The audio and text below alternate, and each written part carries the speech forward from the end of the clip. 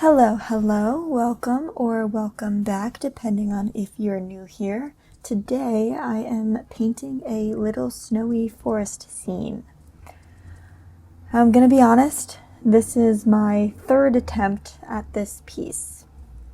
One of my goals for this year is to improve my use of color and value in my pieces. And after looking over my first couple of attempts, I decided that I just wasn't happy with them.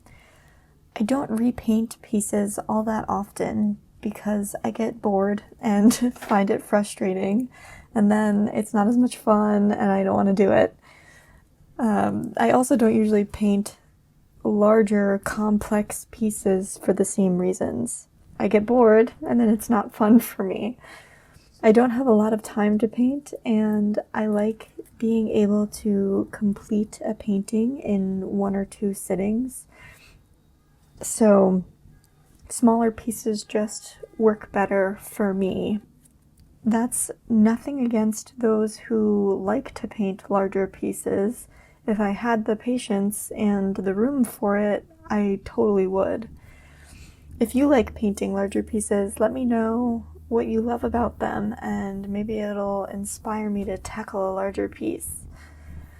Anyway, I don't usually repaint paintings, but this time I was determined to improve on my previous versions. I played around with the composition of all of the pieces as well, deciding kind of what I wanted to keep and what I would want to remove from the reference I was using, whether I wanted to stay a little more true to the original or switch it up a bit. The first piece felt fairly flat and didn't have enough contrast in the values. I also mistook some of the snow for part of the stream and didn't realize until it was too late, so it just looks like there's a lot of water and there isn't supposed to be water in all of those places, and it was bothering me. The second version, I zoomed in more, removed the snow, and improved the contrast in the values a bit. In hindsight, I didn't really do it enough, but it was an improvement upon the first. I actually do really like how the left side of tree trunk came out. However, I am not a fan of how I did the bottom right side of the ground going into the stream, and I thought that I changed the path of the stream a little too much. I just wasn't happy with how that came out.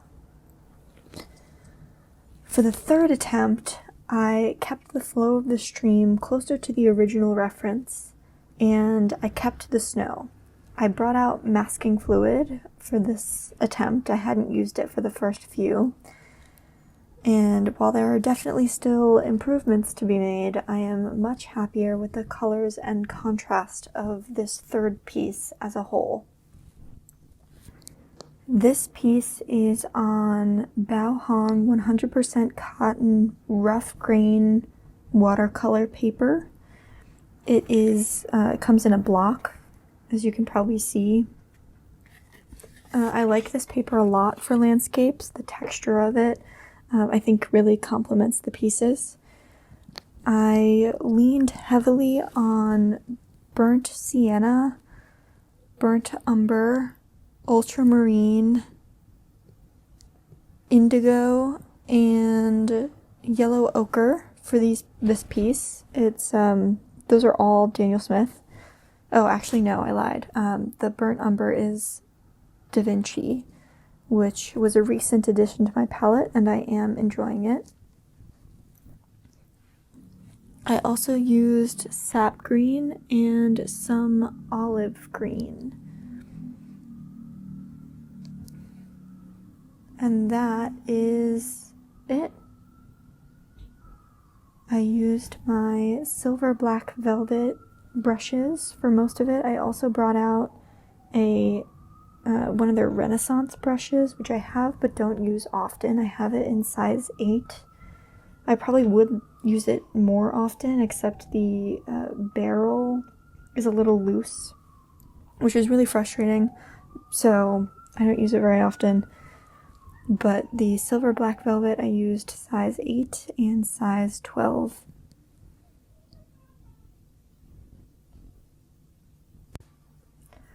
I also did not use ink pen in this piece, and lately I've been using my ink pens a lot in my landscapes, and I feel like that wasn't doing me any favors in terms of forcing me to look more at the values and colors. If there's a stark line there separating them, it's a lot easier to kind of get around having to pay attention to it, at least in my specific pieces. The way that I was approaching them, I feel like I was almost using it a bit as not a crutch, but I think that it's not helping me learn values in the way that I want. So I'm definitely going to continue using them because I enjoy it, but for this specific purpose, I wanted to keep it out of this specific process. The reference I'm using is from a friend. She had gone hiking and posted a photo on her story. I collect most of my own reference photos for landscapes, but sometimes my friends post photos that inspire me, and in this case, I screenshot it and I texted her and said, "Hey, can I paint this?" If I paint it and I like the way that it comes out, I will send you the piece, and if not, you will literally never hear me mention it ever again.